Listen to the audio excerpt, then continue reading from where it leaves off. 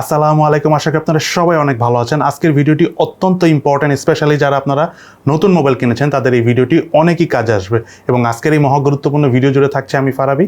আপনারা দেখছেন প্রযুক্তি। চলুন তাহলে শুরু করি।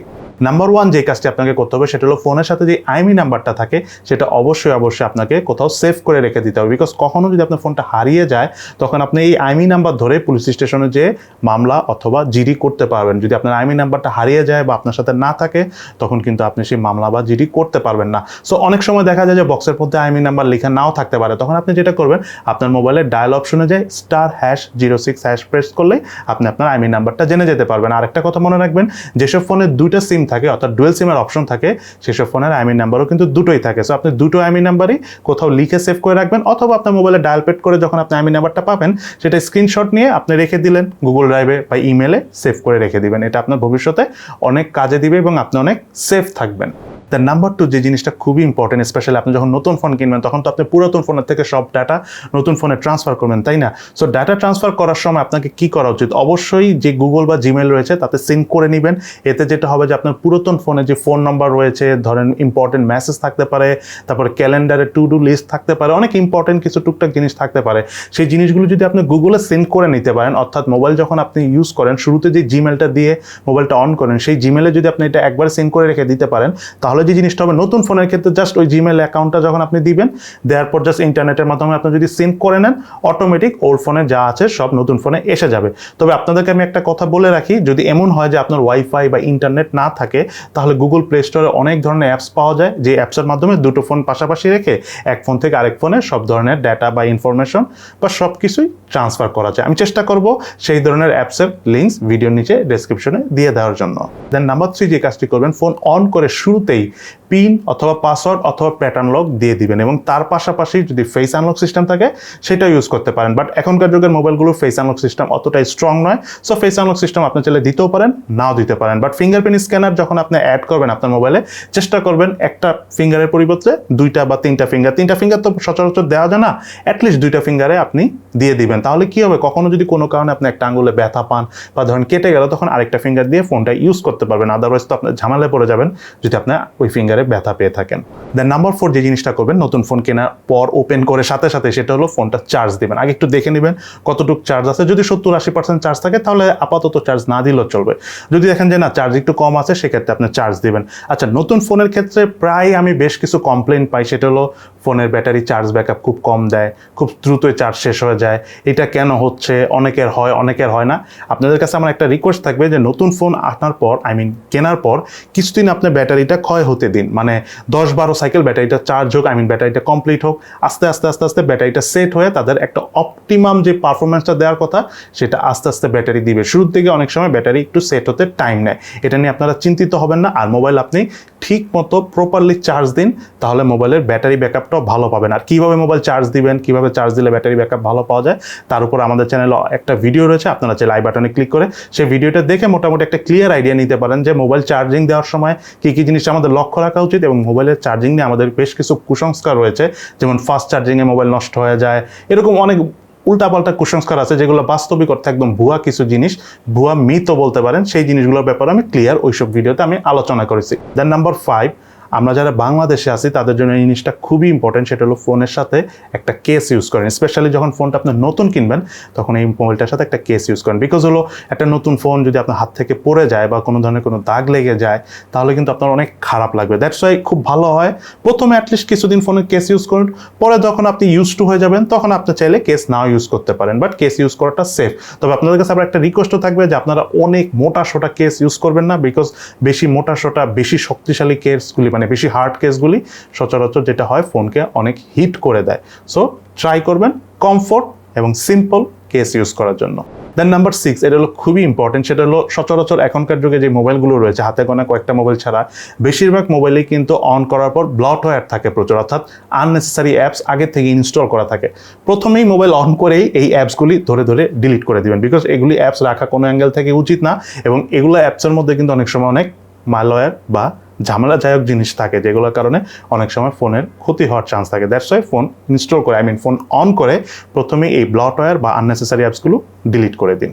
দেন নাম্বার 7, ফোন অন করার পর যত ধরনের অ্যাপসে আপনি ইনস্টল করেন না কেন সবার আগে গুগল ফাইন্ড মাই ফোন এই অ্যাপসটা ইনস্টল করে নেবেন আপনার ফোনে। এটা কিন্তু খুবই কার্যকরী অ্যাপস। অনেক সময় আপনি আপনার ফোন ভুলে কোথাও রেখে দিলে এই অ্যাপসের মাধ্যমে খুঁজে পাবেন। শুধু তাই নয়, ফোন যদি হারিয়েও যায় এই অ্যাপসের মাধ্যমে কিন্তু ওভারঅল একটা হেল্প পাওয়া যায় ফোনটা কোথায় আছে এটা বের করে আনার জন্য।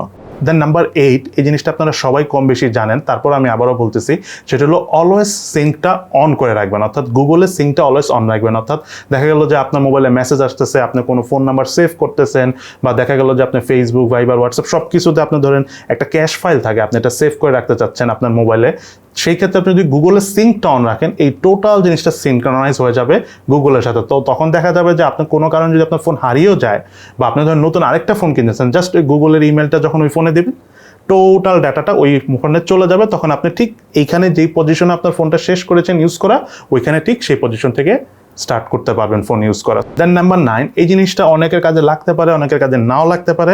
আমি জিনিসটা ডাইরেক্ট আপনাদেরকে ইনফ্লুয়েন্সও করবো না, বাট এটা অনেকেই করে থাকেন। সেটা হলো দেখা যায় যে আপনি হয়তো একটা কোম্পানির ফোন চালাচ্ছেন, সেটা থেকে চেঞ্জ হয়ে আরেকটা কোম্পানির ফোন আপনি নিয়েছেন। তো আরেকটা কোম্পানির ফোন নেওয়ার পর হয় কি, দেখা যায় যে আপনি ফোনটা ইউজ করতে যেয়ে ভালো লাগতেছে না, মানে ফোনে যে ইউজার ইন্টারফেস রয়েছে আপনার কাছে পছন্দ হচ্ছে না, আইকনগুলি দেখতে অত ভালো লাগতেছে না। তখন দেখা যায় যে আপনার মনে হয় যে আমি যদি আরেকটা কোনো লঞ্চার ইউজ করতে পারতাম, মানে ওই ধরনের আগের ফোনের মতো যদি আমি একটা ইউজার ইন্টারফেস এই ফোনে ইউজ করতে পারতাম। এটা কিন্তু করা যায়, বিভিন্ন ধরনের লঞ্চার রয়েছে, ইউজার ইন্টারফেস রয়েছে, তবে বেশিরভাগ ক্ষেত্রে ওগুলি অ্যাপস অত ভালো হয় না। তারপরে টুকটাক বেশ কিছু অ্যাপস থাকে যেগুলো দিয়ে আপনি চাইলে এই লঞ্চার ইউজ করে আপনি মনে করেন যে অন্যান্য ফোনের মতো বা আপনি আগে যেই ফোন চালাচ্ছেন সেই ধরনের লুকস এই ফোনে এনে ইউজ করতে পারবেন। সো এটা চাইলে আপনারা অনেকে করতে পারেন, তবে আপনাদের কাছে রিকোয়েস্ট থাকবে পপুলার কোনো লঞ্চার অ্যাপস ছাড়া নর্মাল কোনো লঞ্চার অ্যাপস আপনি ইউজ করবেন না। দেন নাম্বার 10, ফোন অন করার সাথে সাথেই যদি কোনো ধরনের কোনো আপডেট থাকে, স্পেশালি যদি অপারেটিং সিস্টেমের আপডেট এবং সিকিউরিটি প্যাচের আপডেট সাথে সাথে করে ফেলবেন। কিছু কিছু ফোন আছে যেসব ফোনে নর্মালি আপডেট দিলে প্রবলেম হয়, সেটা সচরাচর অনেক ফোনে না, কিছু নির্দিষ্ট কোম্পানির ফোনে, বাট সেই কোম্পানির ফোনগুলো ছাড়া নর্মালি যত ফোন রয়েছে আপডেট আসার সাথে সাথে আপনারা আপডেট করে ফেলবেন। আর আপনাদেরকে আমি একটা কথা বলি, অনেক সময় আপডেট আসার পর, ফোন আপডেট করার পর ফোনের সাময়িক অনেক প্রবলেম হয়। তার অন্যতম প্রধান কারণ হলো দেখা গেল যে ফোনের অপারেটিং সিস্টেমটা আপডেট হয়েছে, বাট তার পারিপার্শ্বিক যেসব সফটওয়্যার বা যেসব হার্ডওয়্যারের যেসব সফটওয়্যারের ভার্সনগুলি রয়েছে সেগুলো কিন্তু তখন আপডেট হয় না। দ্যাটস ওয়াই তাদের মিসম্যাচ হয়। এটা কিন্তু আবার আস্তে আস্তে দেখবেন যে ছোটো ছোটো অনেকগুলো আপডেট এসে ঠিক হয়ে যায়। আমরা এই জিনিসটা অনেক সময় বুঝি না, আমরা দেখা যায় যে ফোন আপডেট দেওয়ার পর অনেক সময় ফোন ফল ডাউন করে। ঠিক আছে, সব ফোনের ক্ষেত্রে না, কিছু কিছু ফোনের ক্ষেত্রে যেমন ফল ডাউন করলে সহজে কামব্যাক করে না, সেসব ফোনের কথা বলতেছে না, বাট মোস্ট অফ দ্য ফোনের ক্ষেত্রেই আপডেট দেওয়ার পর স্লাইটলি একটু প্রবলেম হয়, সেটাকে বাগস বলে। এই বাগসটা আবার পরবর্তীতে ছোট ছোট কিছু আপডেট এনে ঠিক করে ফেলে। সো এটা নিয়ে চিন্তিত হওয়ার কিছু নেই, ফোনে অবশ্যই আপডেট আসলে সাথে সাথে আপডেট করে ফেলবেন, এবং স্পেশালি সিকিউরিটি প্যাচ আপডেট কিন্তু খুবই ইম্পর্ট্যান্ট। এটা আপনারা দেখার সাথে সাথে যখনই দেখবেন যে সিকিউরিটি প্যাচ আপডেট, ডানে বামে না তাকায় ডাইরেক্ট আপডেট করে ফেলবেন, বিকজ সিকিউরিটি প্যাচ আপডেট হলো এমন একটা জিনিস যে আপনার ফোনের মধ্যে যদি কোনো ধরনের গ্যাপ থাকে যেখান দিয়ে হ্যাকার আপনাকে হিট করতে পারবে, সেই গ্যাপগুলি তারা কিন্তু বন্ধ করে দেয়। ঠিক আছে, সো ওই বন্ধ করে দেওয়ার জন্য এই প্যাচ আপডেটটা আসে। সো আপনি যদি আপডেটটা করে ফেলেন তাহলে ওই ধরনের কোনো গ্যাপ থাকলে সেগুলো অফ হয়ে যাবে। So very very important, security প্যাচ আপডেট আসা মাত্রই আপডেট করে ফেলবেন। দেন যে কাজটা আপনাকে করতে হবে নতুন ফোন কেনার পরপরই, সেটা হলো ফোনকে আপনার একটু টাইম দিতে হবে, ফোনটাকে ভালো মতো বোঝার চেষ্টা করেন। ঠিক আছে, ফোনের সেটিংয়ে যান, মেনুর ভিতরে যদি সাবমেনু থাকে সেখানে যান, তারপর ফোনের ক্যামেরা সেটিংয়ে যান, ক্যামেরার ফিচার দেখেন, কিছু ভিডিও শ্যুট করেন, টুকটাক গেমস খেলেন। আপনি যদি গেমার না হন তাও টুকটাক গেমস খেলেন, বিকজ ফোনটা চেক করার জন্য। এটা অবশ্যই উচিত, কারণ আপনি যখন এই সবগুলো জিনিস করবেন তখন আপনার জিনিসটা হবে কি, আপনার ফোনের সম্বন্ধে একটা ক্লিয়ার আইডিয়া হয়ে যাবে। আপনি দেখা যাবে যে অনেক নতুন নতুন জিনিস জানতে পারবেন ফোনের ভিতরে যে অলরেডি আছে, সেটা হয়তো আপনি এগুলো টেস্ট না করলে বা আপনি চেক না করলে জানতেনও না। ইভেন এই ধরনের চেক করতে যে আপনি অনেক সময় অনেক কিছু বুঝবেনও না, তখন সেটা আপনি ইন্টারনেটে সার্চ দেন। সো এই জিনিসটা আপনি অবশ্যই করবেন নতুন ফোন কেনার পর, এটা আপনার অনেক কাজে দিবে, বিকজ একটা ফোন কিনে আপনার হ্যান্ডি হতে হলে আপনাকে অবশ্যই ফোনটা কিছুক্ষণ ইউজ করতে হবে। দেন আপনি কোথায় কোন জিনিস শর্টকাটে রাখবেন, আপনি কোথায় কোন জিনিস ফাস্ট করতে চাচ্ছেন, কীভাবে করবেন, সব জিনিস সেটিং শুরুতেই করে নিন, তাহলে আপনার জন্য খুব ভালো হবে এবং ফোনটা ইউজ করে আপনি কমফোর্ট ফিল পাবেন।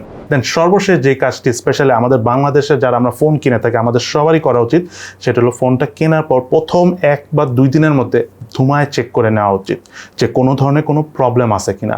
বিকজ আমরা সচরাচর আমাদের দেশে আমরা কিন্তু আনঅফিসিয়াল ফোন কিনে থাকি, অফিসিয়াল ফোনও কিনি, বাট আনঅফিসিয়াল ফোনগুলো কেনার ক্ষেত্রে যে প্রবলেমটা হয় ওয়ারেন্টি বা গ্যারান্টিটা কিন্তু থাকে না। দেখা যায় যে আপনি 2 দিন টাইম দেয়, এর মধ্যে কোনো প্রবলেম হলে তারা চেঞ্জ করে দেয়। সো এই 2 দিনের মধ্যে অবশ্যই আপনাকে ফোনটা চেক করতে হবে। দ্যাটস ওয়াই আমি যে কথাটা এর আগে বললাম যে আপনার ফোনের সব কিছু চেক করবেন, ক্যামেরা দেখবেন, গেমিং পারফরমেন্স চেক করবেন, ফোনের মেনু সেটিং টেটিং সব দেখবেন, প্লাস ফোনটা ঠিক আছে কিনা, ক্যামেরা সেটিং ঠিক আছে কিনা, স্পিকার গ্রিল ঠিক আছে কিনা, কোথাও কোনো দাগ বা বেন্ড আছে কিনা বা বাঁকা কিনা, সব প্রথম 1 থেকে 1.5 দিন বা 2 দিনের মধ্যে চেক করে যদি কোনো প্রবলেম পান সাথে সাথে সেটা যে চেঞ্জ করে ফেলতে পারবেন দোকানে যে। আর যদি প্রবলেম না পান তাহলে তো খুবই ভালো। তবে সচরাচর এই ধরনের ঘটনা ঘটে না, কিন্তু যেহেতু আমাদের দেশে আনঅফিসিয়াল ফোনটা বেশি বিক্রি হয়, আমরা বেশি কিনে থাকি, যেহেতু দাম একটু কমে পাওয়া যায়, সেহেতু প্রবলেমটা হয় বেশি। দ্যাটস ওয়াই আমি মনে করি যারা ফোন কিনবেন, স্পেশালি আনঅফিসিয়াল ফোন, সাথে সাথে চেক করবেন। ইভেন অফিসিয়াল ফোনেও আপনি যদি সাথে সাথে চেক করেন তাহলে যেটা হবে, ফোনটা নিয়ে যাওয়ার পরেই আপনাকে রিপ্লেস করে নতুন একটা ফোন দিবে। বাট আপনি যদি কিছুদিন পরে যান তখন বলবো আপনার ফোনটা রেখে যান, সার্ভিসিং হবে, তারপর আপনাকে দেওয়া হবে। সো ওইটা আপনার জন্য লস, তাই না? নতুন নতুন অবস্থা গেলে চেঞ্জ করে দিলে আপনার জন্য এটা বেটার না? সো অবশ্যই ফোন কেনার পরই ভালোভাবে চেক করে দেন কিনবেন। সো আজকের এই ভিডিওতে এই যে 10-12টা জিনিস আমি আপনাদেরকে বললাম, এটা অবশ্যই আপনারা যারা নতুন ফোন কিনেছেন বা আগামীতে কিনবেন তারা মাস্ট ফলো করবেন। এটা আপনাদের অনেক কাজে দিবে, ইভেন আপনারা ফোন সম্বন্ধেও অনেক কিছু জানতে পারবেন। সো কেমন লাগলো আজকের ভিডিও অবশ্যই ভিডিও নিচে কমেন্টস করে জানাবেন। আর এই ধরনের টিপস রিলেটেড ভিডিও কি আপনারা আরও ভবিষ্যতে পেতে চান কিনা সেটা অবশ্যই ভিডিও নিচে কমেন্টস করে জানাবেন। এবং তার পাশাপাশি আজকের ভিডিওটি যদি ভালো লেগে থাকে তাহলে অবশ্যই লাইক করে দিবেন এবং শেয়ার করে দিবেন আপনার আশেপাশে বন্ধুবান্ধবদের সাথে। তো সবাই ভালো থাকেন, সুস্থ থাকেন, ইনশাআল্লাহ দেখা হবে ফিউচারে।